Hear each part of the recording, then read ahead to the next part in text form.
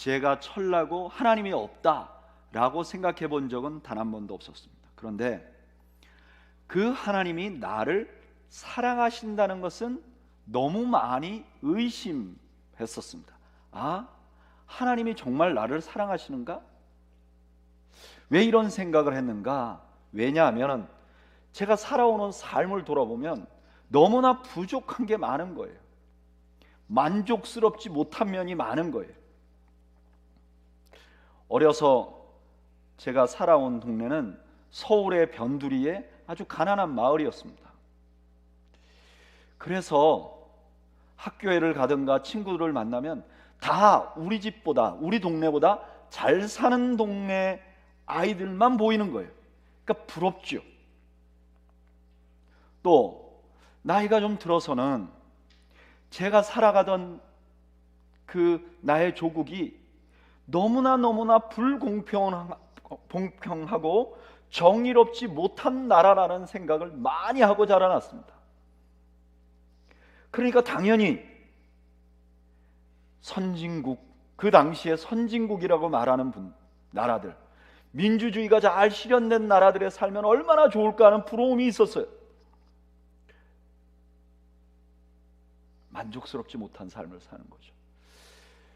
중년이 돼서는 나를 돌아보니까 그래도 평생 열심히 살았는데, 내게 주어진 삶에서는 최선을 다했는데 돌아보니까 이루어 놓은 것이 별로 없는 거예요.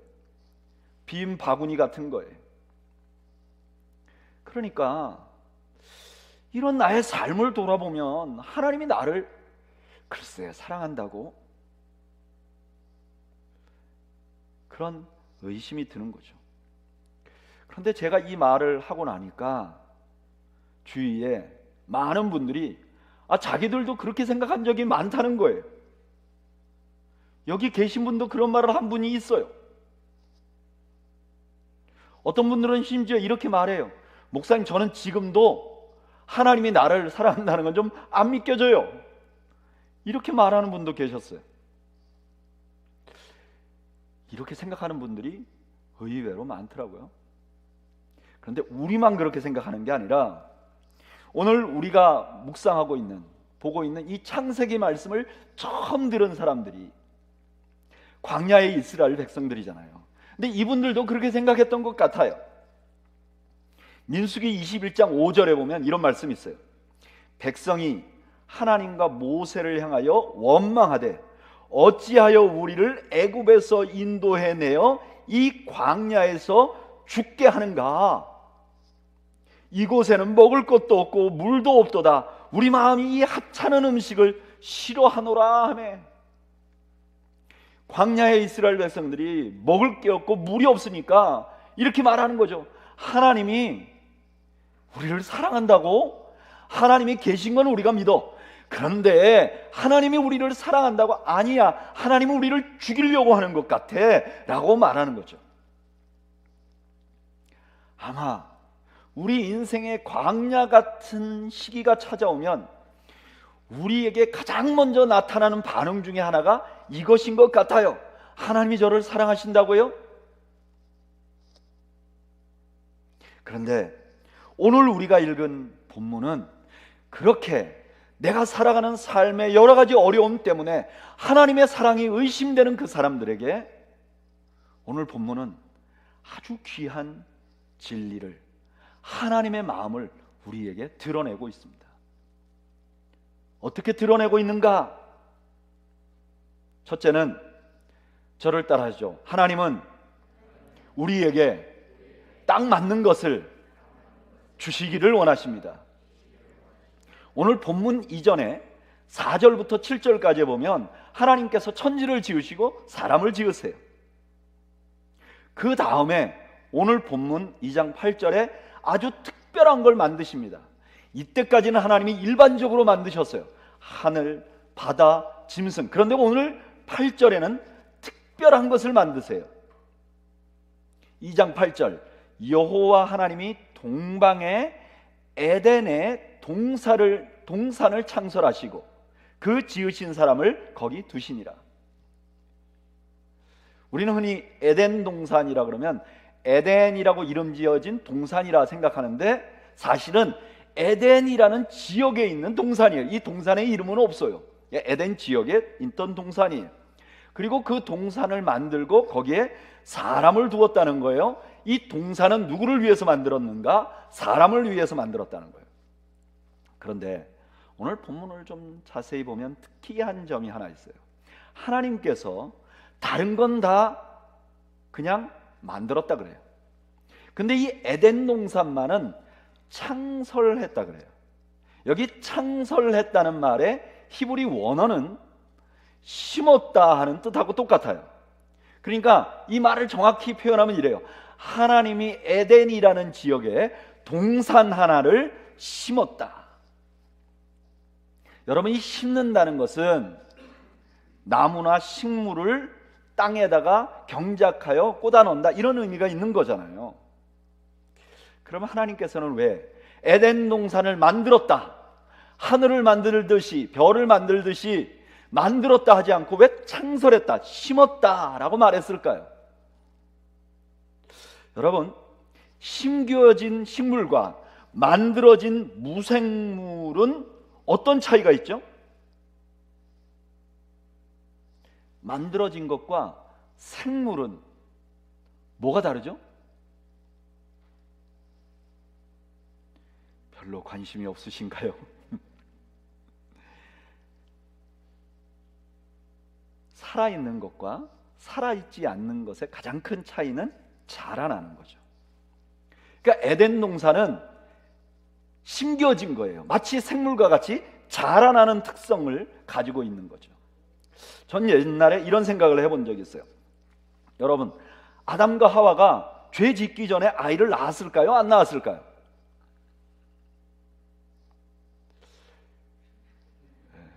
뭐 우리가 남의 일을 어떻게 알겠습니까? 그런데 낳았을 가능성이 높죠. 왜냐하면 출산하는 고통을 죄 후에 더했다고 하니까 그 전에도 뭔가 있었어. 근데 이제 아이 낳는 걸 더 고통스럽게 했다. 그러니까 그 전에도 낳았을 거예요. 근데 이분들이 만약에 죄를 짓지 않고 에덴 동산에 계속 살았으면 어떻게 됐을까요? 인구가 늘었겠죠, 더. 근데 인구가 많이 늘면 어떻게 됐을까요? 에덴 동산이 어떻게 됐을까요? 점점 더 커졌을 거예요. 그래서 모두가 살만했을 거예요. 하나님은 처음부터 온 인류가 들어갈 만한 동산을 지으신 게 아니에요. 둘이 살기에 딱 좋은 동산을 지으셨어요. 원베드룸 이렇게 지어주셨어요. 그런데 아이가 생기면 투베드룸, 아이가 크면 쓰리베드룸 이렇게 해주신다는 거예요. 저는 여기서 하나님의 마음이 느껴지는 거예요. 여러분, 하나님은 내가 원하는 크기를 주시는 게 아니라 내게 맞는 크기를 주십니다. 하나님은 내가 원하는 타이밍에 주시는 것이 아니라 내게 맞는 타이밍에 주세요. 하나님은 내가 원하는 것을 주시는 게 아니라 내게 필요한 것을 주세요. 왜 하나님이 이렇게 하실까? 왜 처음부터 큰 거 딱 전 세계만한 에덴 동산 딱 주시지 않을까? 왜 내가 원하는 시간에 하나님이 떡 주시지 않을까? 하나님은 왜 내가 필요한 것은 딱 안 주고 필요 없는 것들을 주실까? 처음부터 크고 완전하고 내가 원하는 타이밍에 주면 좋을 텐데 라는 생각이 들잖아요. 근데 제가 이 의문에 관해서 좀 해결이 되는 부분이 있었어요. 저는 이런 의문을 가지면 저에게 늘 대답해 주던 분들이 있었어요. 어른들이죠. 저보다 신앙생활 오래 하신 분들이 이렇게 말했어요. 야, 미숙한 아이에게 칼을 주지 않지 않냐. 그 하나님은 우리가 성숙할 때까지, 우리가 성숙해서 그 위험한 칼도 잘 다룰 수 있을 때까지 기다리는 거야. 그러니까 하나님은 우리가 유능해질 때까지 기다리는 거야. 근데 이게 맞긴 맞아요. 맞는 얘기예요. 우리가 아이 키우다 보면 그럴 수 있죠. 근데 저는 이런 생각이 드는 거예요. 하나님, 결국 우리 핑계를 대는 거네요. 내가 부족해서 안 준다는 거 아닙니까? 이런 생각이 드는 거예요. 하나님도 핑계를 대시네, 이런 생각이 드는 거예요. 그런데 제가 이거에 대해서 좀 해결책을 찾았어요. 하나님은 왜 아이를 우리에게 성인으로 주지 않을까? 이런 생각을 좀 해봤어요. 여러분, 우리의 자녀를 성인으로 주면 어떻게 될까요? 왜 아이를 그냥 아기로 태어나게 해서, 오늘도 나윤이 왔는데 저 아기로 태어나게 해서 밤에 잠도 못 자게 하고 고생하면서 키우게 하고 정말 근심과 걱정을 하면서 키우게 할까? 그냥 다 큰 성인으로 뚝 주면 괜찮을 텐데. 첫 번째 이유는 엄마들을 위해서겠죠. 큰 어른이 태어난다 그러면 엄마는 다 죽어요. 그러니까 아기로 태어나는 게 맞아. 근데 또 다른 이유가 있더라고요.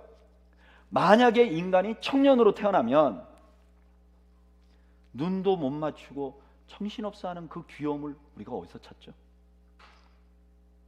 서투른 말씨로 엄마, 아빠라고 처음 불렀을 때 그 가슴 부푼 그 감격은 어디서 찾죠? 같이 놀아달라고 자꾸 피곤하게 구는데, 정말 나는 피곤해 죽겠는데 같이 놀아달라고 하는 게 짜증나기도 하지만 그 놀아달라고 하는 아이들로부터 얻는 즐거움은 어디서 얻죠? 그 정신없는 귀여움과 그 서투른 말씨가 주는 감격과 피곤한 나를 조르던 그 즐거움 때문에 아이가 장성해서 사춘기를 지나며 서먹서먹하고 보면 속이 터져 나가고, 그래도 우리가 무한 사랑을 줄 수 있는 거죠. 그러니까 우리의 아이들을 어려서부터 준 이유는 그게 우리에게 최고로 좋은 것이기 때문이죠. 자식을 아기로 주신 이유는 그 사랑을 깊이 느끼게 하는 하나님의 배려인 거죠. 그러니까 아기 때는 아기를 가진 부모로서 그 축복을 충분히 누려야죠. 청소년기는 막 다투기도 하지만 그 아이와 청소년이기 때문에 누릴 수 있는 무언가가 있는 거죠. 또 성인이 되면 성인으로서 누릴 수 있는 그 무엇이 있는 거죠. 그냥 그때를 누리는 거예요. 마찬가지로 내 눈에는 하나님이 내게 주신 것이 너무 작아 보이고, 내 눈에는 하나님이 내게 주신 것이 늦어 보이고, 내 눈에는 내게 진짜 필요한 건 안 주는 것 같이 보이지만 하나님은 나에게 가장 적절한 것을 주시는 분이시라고 오늘 본문이 말씀하고 있는 것입니다. 저는 몇 년 전에 우리 네 가족이 원룸에 산 적이 있어요. 원룸 7평, 실평수 4평, 4명이 다 누울 수 없었기 때문에 우리 큰아이는 12월부터 6월까지 베란다에서 잤어요. 한국의 12월은 춥습니다. 제 인생의 가장 밑바닥이었어요. 그런데 그때가 우리 가족이 가장 깊은 사랑과 전우애가 생기는 기간이었어요. 놀라운 것은 저희 아이들이 그 원룸에 사는 1년 동안 학교 성적이 제일 좋았어요. 왜 그런지 몰라요. 아마 딴짓을 할 수 없었기 때문이 아닐까. 왜냐하면 누우면 바로 옆에서 앉아있거든요. 공부 안 하면 딴 거 할 수가 없어요. 일부러 감시할 필요가 없어요. 그냥 다 보이는 거예요. 그리고 나중에 세월이 지나서 알았는데, 그때 하나님을 의지하는 믿음이 우리 두 아이에게 다 생겼어요. 저는 지금도 그 시절로 돌아가고 싶지는 않습니다. 그런데 너 두 아이가 대학을 가지 못하고 너 두 아이가 신앙을 잃어버릴 건데, 네가 1년 2년 이 고생을 하면 그 아이가 그걸 벗어날 수 있다, 믿음을 가질 수 있다. 그러면 저는 지금도 그리로 들어갈 겁니다. 여러분, 하나님께서는 지금도 우리 이 시간에도 가장 좋은 것을 우리에게 선물해 주고 있는 분이심을 믿으시길 바랍니다. 내게 없는 것을 주목하지 마시고 지금 내게 주어진 것을 감사하고 누리는 여러분들이 되시기를 축복합니다. 두 번째로, 이 창세기 에덴 동산을 만드신 장면은 저를 따라 하시죠. 최고로 좋은 것을 주시기를 원하시는 하나님의 마음을 우리에게 보여주는 거예요. 하나님은 우리에게 최선의 것이 아니라 최고로 좋은 것을 주시기를 원하세요. 여기 에덴이라는 말은요, 히브리어로 화려하고 고상하고 즐겁고 좋다 이런 의미가 있어요. 그러니까 에덴이라는 말 자체가 너무 좋은 거예요. 요즘 말하면 럭셔리 이런 뜻이죠. 동쪽이라는 거는요, 항상 좋은 곳이에요. 성경이나 근동아시아의 문화에 동쪽에 뭐가 있다 그러면 그건 좋은 거예요. 근데 거기에 구절에 보면 나무들이 심겨 있는데 그 나무들도 다 좋은 나무가 심겨져 있다고 말했어요. 그리고 거기에 강이 흘렀어요. 그리고 그 땅을 파면 보석이 나와요. 여러분, 이런 땅 요즘에도 있으면 누구나 다 사고 싶겠죠? 물 흐르고 보석이 땅에 파면 나오는 땅 누구나 사고 싶겠죠? 그 당시 사람들이 생각할 수 있는 최상의 것을 만들어주는 거예요. 왜 이렇게 하셨을까? 광야의 이스라엘 백성들이 그렇게 생각하는 거죠. 아니, 하나님이 우리를 왜 이 광야로 이렇게 하나님 이렇게 말씀하시는 거예요.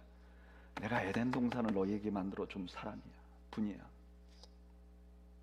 나는 너희들에게 최상의 것을 주고 싶어하는 마음이야. 지금 오늘 본문은 하나님의 그 마음을 우리에게 보여주시는 거예요. 하나님은 우리에게 딱 맞는 것을 주실 뿐만 아니라 그 하나님의 마음에는 최고의 것을 주시기를 원하는 거죠. 여러분, 우리 인생에 고난이 찾아오면 가장 의심하기 쉬운 게 이 점이에요. 하나님께서 최고 좋은 걸 준다고요? 진짜로요? 납득이 안 됩니다. 그런 사람들에게 오늘 창세기 말씀은 이렇게 말하는 거예요. 에덴을 봐. 이게 하나님의 원래 마음이야. 하나님은 너에게 최고 좋은 걸 주기를 원해. 그 하나님의 마음으로 너가 서 있는 광야를 봐. 이렇게 보면 왜 우리가 살아가는 광야에서 하나님의 사랑을 의심하게 되는지를 그 원인을 알 수 있어요. 왜냐하면 우리가 현실로 우리가 살아가는 삶으로 하나님의 마음을 가늠하기 때문에 그래요. 아, 내가 이거 지금 고생스러운 거 보니까 하나님이 나를 사랑하지 않는 거지, 이렇게 생각하는 거예요. 그런데 우리 예수님께서는 그렇게 생각하면 안 된다고 말해요. 우리 예수님께서 말씀하신 것은 하나님의 마음을 통해서 지금 너의 현실을 보라고 말하는 거예요. 하나님의 마음이라는 프리즘을 통해서 지금 현실을 보라는 거예요. 그 하나님의 마음은 어떤 것인가? 나를 사랑하시고 나에게 최고로 좋은 것을 주시기를 원하시는 분이시라는 거예요. 마태복음 7장 11절 우리 다 같이 읽어볼까요? 읽어보죠. 시작. 너희가 악한 자라도 좋은 것으로 자녀에게 줄 알거든 하물며 하늘에 계신 너희 아버지께서 구하는 자에게 좋은 것으로 주시지 않겠느냐? 아멘. 하나님이 에덴 동산을 만들어 주신 분인데 그분이 우리를 미워한다고, 사랑하지 않는다고? 말도 안 되는 거야. 하나님이 나를 많이 사랑한다는 그 프리즘으로 나의 현재의 삶을 평가해야 해 라고 말하는 거죠. 사도 바울은 한 걸음 더 나가서 에덴 동산보다 훨씬 더 좋은, 훨씬 더 분명하게 하나님의 마음을 드러내주는 진정한 의미의 에덴이 있다는 것을 우리에게 설명해 줍니다. 로마서 8장 32절 우리 한번 읽어볼까요? 시작.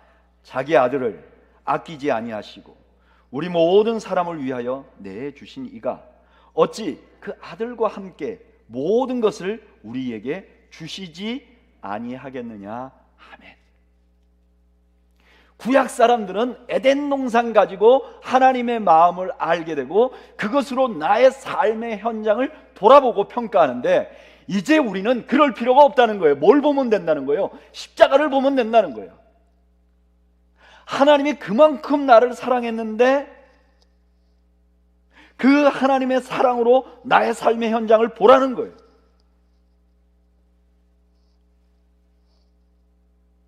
그러면 나의 삶의 현장이 달라진다는 거예요. 여러분, 저는 지금 하나님의 사랑을 하나님의 존재와 똑같이 의심하지 않습니다. 아니 목사님 얼마 전에 그런 말 하더니 갑자기 무슨 일이 생겼나요? 아니요. 저는 여전히 넉넉한 삶이 아니고 제가 살아가는 세상도 여전히 불의합니다. 제가 이루어 놓은 것이 없는 것도 똑같아요. 근데 어떻게 하나님의 사랑을 의심하지 않게 됐는가? 깊은 수렁에 빠졌을 때 제가 하나님께 원망했어요. 하나님, 도대체 나에게 왜 이러십니까? 왜 나한테만 이러십니까? 왜 나에게만 사랑을 주시지 않습니까? 하나님께 막 원망하고 매달리는데 그때 하나님께서 제 마음에 이런 말씀을 하시는 것 같았어요. 너는 나를 사랑하니?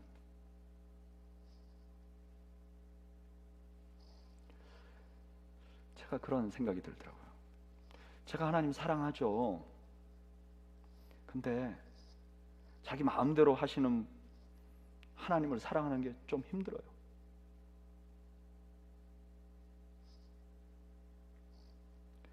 그때 제 마음을 치는 감동이 왔어요. 아들아, 나는 너를 사랑한다는 것을 내 아들을 보냄으로 이미 말했는데 너는 나를 사랑한다는 것을 어떻게 표현했니?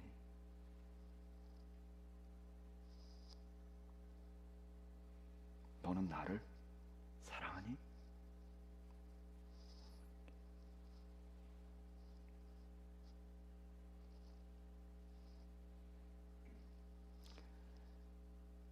생각해보니 저는 한 번도 하나님께 하나님이 나에게 주신 사랑만큼 표현한 적이 없더라고요. 아니, 그러려고 시도조차 안 했더라고요. 저는 그 뒤로 한 번도 하나님의 사랑을 의심해 본 적이 없습니다. 하나님의 마음은 나에게 최고를 주시려고 하신다는 것을 의심해 본 적도 없습니다. 놀라운 것은요, 그리고 나니까 현실이 다르게 보이더라고요. 여전히 똑같은데 다르게 보이더라고요. 내가 이루어 놓은 하찮은 것도 너무 감사해 보이더라고요. 내가 갖지 못한 것보다 내가 가진 것이 그렇게 좋아 보이더라고요.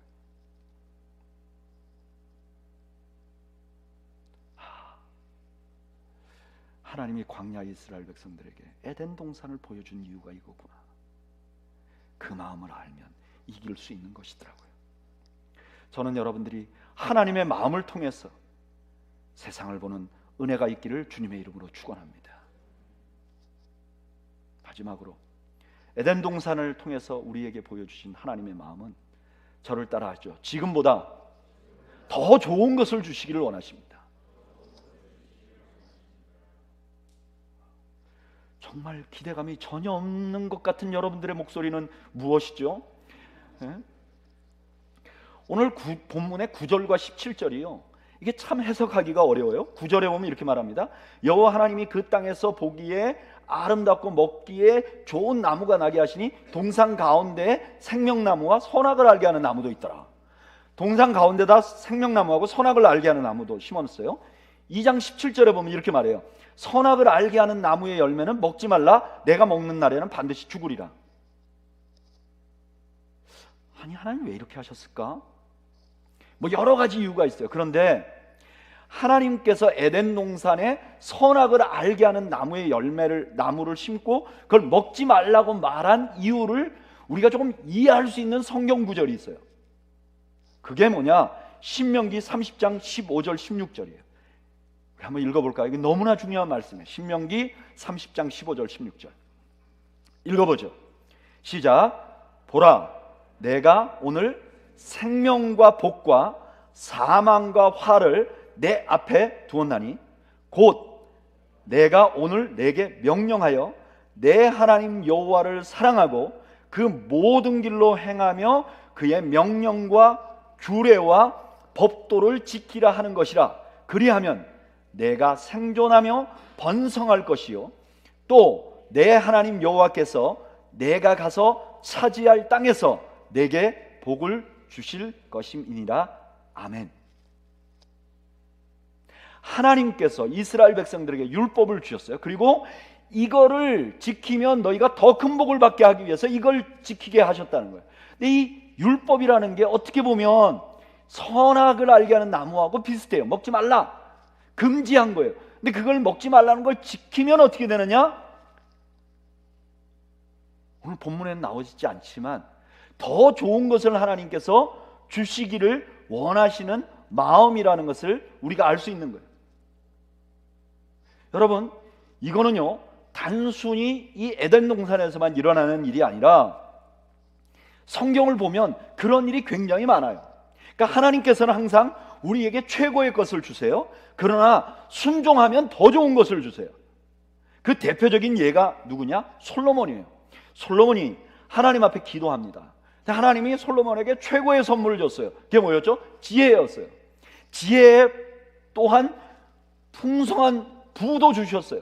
그런데 그렇게 주시고 나서 하나님께서 이렇게 말해요. 역대하 7장 17절 18절 내가 만일 내 앞에서 행하기를 내 아버지 다윗이 행한 것 같이 하여 내가 내게 명령한 모든 것을 행하여 내 율례와 법규를 지키면 내가 내 나라 왕위를 견고하게 하되 전에 내가 내 아버지 다윗과 언약하기를 이스라엘을 다스릴 자가 내게서 끊어지지 아니하리라 한 대로 하리라. 아멘. 이미 솔로몬은 하나님 앞에 기도함으로 최고로 좋은 걸 받았어요. 그런데 하나님께서 율법 지켜? 그러면 더 좋은 것이 기다려질 거예요. 지금 에덴 동산을 지으면서 선악을 알게 하는 나무를 두고 그걸 금지하고 그거를 지키면 더 좋은 것을 주실 것이라는 그 상상의 실체를 신약에서 요한 사도가 우리에게 보여줍니다. 요한계시록 22장 1절 2절에 이렇게 말해요. 그가 또 수정같이 맑은 생명수의 강을 내게 보이니 하나님과 및 어린 양의 보좌로부터 나와서 길 가운데로 흐르더라. 강 좌우에 생명나무가 있어 12가지 열매를 맺되 달마다 그 열매를 맺고 그 나무 잎사귀들을 만국을 치료하기 위하여 있더라. 아멘. 요한이 본 하나님 나라가 에덴 동산하고 매우 유사하다는 걸 볼 수 있어요. 에덴 동산에 생명나무가 있었고 천국에도 생명나무가 있고 거기 강이 흐른다. 아니 천국에 진짜 물이 필요할지 강이 흐를지 모르죠. 근데 왜 이렇게 묘사를 했는가? 그것이 에덴에 약속하신 최고 좋은 것, 더 좋은 것, 순종했으면 받을 수 있는 그 나라라는 것을 보여주는 거예요. 여러분, 하나님께서는 우리에게 최고 좋은 것을 주십니다. 그러나 그렇게 최고 좋은 것을 주시면서도 항상 우리에게 그 자리에서 순종하기를 원하세요. 그리고 순종하면 우리가 한 걸음 더 앞으로 나아갈 수 있는 것입니다. 하나님은요 지금 우리가 누리고 있는 것보다 더 좋은 것을 주시기를 원하십니다. 그래서 우리에게 매일 순종을 요구하시는 것이죠. 오늘은 2022년을 시작하는 새해 첫날입니다. 제가 예언을 하나 하겠습니다. 이 목사가 예언을 해 드디어 2단이 됐구나. 네, 여러분 제가 예언을 하겠습니다. 그러나 마나 여러분 2022년도에 제가 분명히 일어날 일 하나를 예언하겠습니다. 2022년도는 여러분들 마음대로 안 될 겁니다. 제 마음대로도 안 될 겁니다. 여전히 부족한 게 있을 것입니다. 여전히 무언가 우리가 기다리고 있을 것입니다. 여러분 그때 환경을 봐버리면 다 망하는 것입니다. 십자가를 통해서 하나님의 마음을 먼저 보시는 여러분들이 되시기를 바랍니다. 그리고 그 프리즘으로 나의 삶을 보시기를 바랍니다. 그리고 내게 매일매일 주신 삶에 순종하시기를 바랍니다. 그러면 분명하게 오늘 나에게 주어진 삶이 나에게 축복이 될 줄로 믿습니다. 하나님은 우리에게 딱 맞는 것을 주시고 최선의 것을 주시며 더 좋은 것을 주시기를 원하시는 분입니다. 우리는 그냥 그 하나님 마음을 믿고 다음 스텝으로 나아가려고 합니다. 우리 그레이스 밸리 교회도 마찬가지입니다. 우리가 좀 들떠 있잖아요. 다음 주부터 좀 더 좋은 환경에 간다. 저는 거기 가도 문제가 있을 거라고 생각합니다. 그게 모든 것을 해결하는 것은 아닐 것입니다. 그러나 이곳을 인도하셨던 하나님께서 다음 주부터 예배할 장소도 예비하신 줄로 믿습니다. 그 다음도 하나님이 예비해 놓으신 줄로 믿습니다. 그냥 그거 신뢰하고 오늘부터 또 이 목사는 열심히 설교 준비해서 다음 주 설교하고, 장 목사님은 열심히 찬양 준비해서 찬양하고, 우리 장로님들은 이번 주부터 또 열심히 또 세상에 나가서 일하고 또 교회를 위해서 기도하고, 우리 모두가 우리에게 주어진 하루하루를 하나님의 마음을 갖고 살아나가면 연말이 됐을 때는 하나님이 인도하신 것을 모두 고백하는 우리 모두가 되기를 주님의 이름으로 축원합니다. 우리 그런 마음을 가지고 찬양을 한 곡 드릴 텐데요, 이 찬양이 이렇게 돼요. 사랑합니다 나의 예수님, 사랑합니다 아주 많이요, 사랑합니다 나의 예수님, 사랑합니다 그것뿐이에요. 이 앞에 찬양이 너무 좋아요. 왜냐하면 아까 말씀드린 대로 저는 하나님 나를 사랑하세요? 하나님 나를 사랑하시면 어떻게 이렇게 들릴 수가 있어요? 라고 말은 많이 했지만 하나님 나 진짜 하나님 사랑해요, 이런 고백을 더 많이 안 드렸던 것 같아요. 하나님조차도 판단하고 하나님 왜 나한테 이래요? 이랬던 것 같아요. 그리고 그 다음 찬양 구절은 그 하나님이 우리에게 하시는 말씀을 기록해 놓은 것 같아요. 사랑한다 아들아, 사랑한다 내 딸아, 내가 너를 잘 아노라. 사랑한다, 사랑한다, 사랑한다. 앞절을 부를 때는 우리 마음을 고백하고요, 뒷절을 부를 때는 하나님이 나에게 해주시는 음성으로. 그래서 그때는 우리 장 목사님하고 저하고만 딱 찬양을 할게요. 그때 한번 들어보시고, 두 번째는 다 같이 부르고 이렇게 하겠습니다. 첫 번째는 앞부분 우리가 함께 부르고 뒷부분은 여러분 듣기만 하세요. 그리고 두 번째는 우리가 다 같이 부르고 이렇게 두 번을 함께 찬양을 하겠습니다. 사랑합니다 나의 예수님, 사랑합니다 아주 많이요, 사랑합니다 나의 예수님, 사랑합니다 그것뿐이에요. 사랑한다 아들아, 내가 너를 잘 아노라. 사랑한다 내 딸아, 내게 축복 더하노라. 우리 다 같이 하겠습니다. 사랑합니다 나의 예수님, 사랑합니다 아주 많이요, 사랑합니다 나의 예수님, 사랑합니다 그것뿐이에요. 사랑한다 아들아, 사랑한다 내 아들아, 내가 너를 잘 아노라. 내가 너를 잘 아노라. 사랑한다 내 딸아, 사랑한다 내 딸아, 내게 축복도 하노라. 내게 축복 더하노라. 사랑한다 내 딸아, 내가 너를 잘 아노라. 내가 너를 잘 아노라. 나는 사랑한다. 하느라. 내게 축복도 하노라.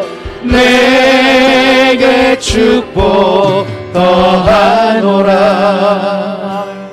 우리 다 함께 눈을 감고 잠시 기도하겠습니다. 혹시 2011년을 살아오면서 너무 답답한 일이 많고 마음 상하는 일이 많고 절망될 일이 있어서 하나님의 사랑이 의심이 되는 환경에 계셨던 분들 계십니까? 오늘 창세기 본문을 통해서 우리 하나님이 그런 분들에게 이렇게 말씀하십니다. 내가 이렇게 너를 사랑한다고 보여주었는데 아직 부족하니? 십자가를 통해서 나를 사랑한다 하시는 하나님의 음성을 여러분 귀를 기울이는 시간이 되시기를 바랍니다. 2022년도가 답답한 분들, 불안한 분들, 불확실한 분들 계십니까?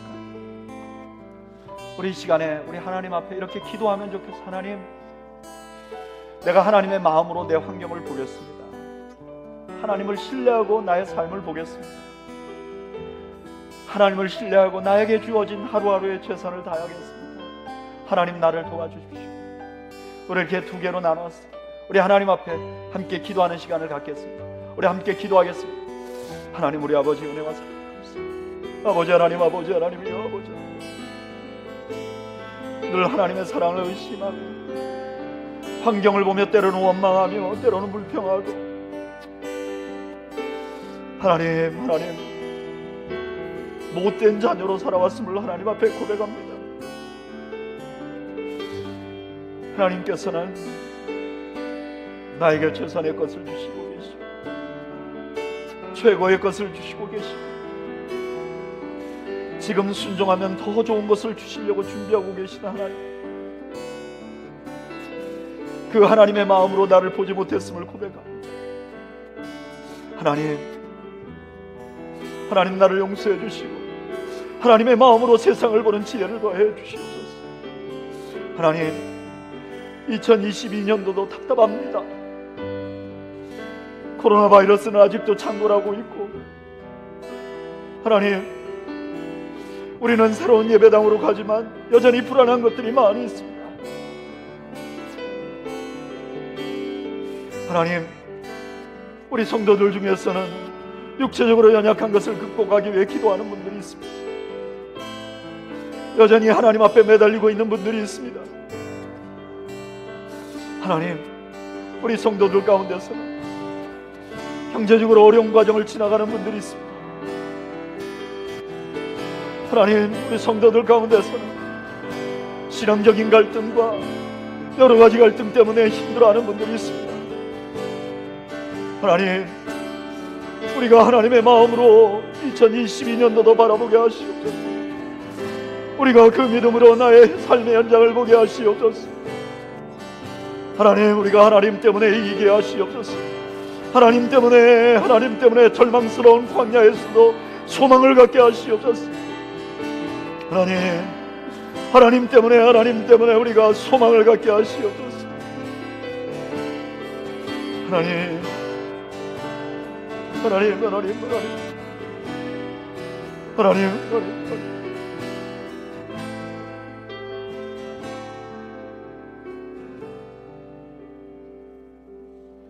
이제는 우리 주님 예수 그리스도의 은혜와 하나님 아버지의 그 크신 사랑과 성령님의 함께 하심,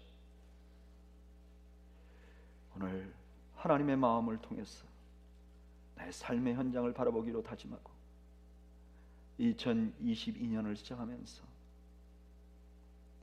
그 하나님을 신뢰하며 하루하루 순종해 나가기로 다짐하는 주의 백성들 머리머리 위와 이들의 가정과 생업 위에 지금으로부터 영원 무궁토록 함께 있을지어다. 아멘.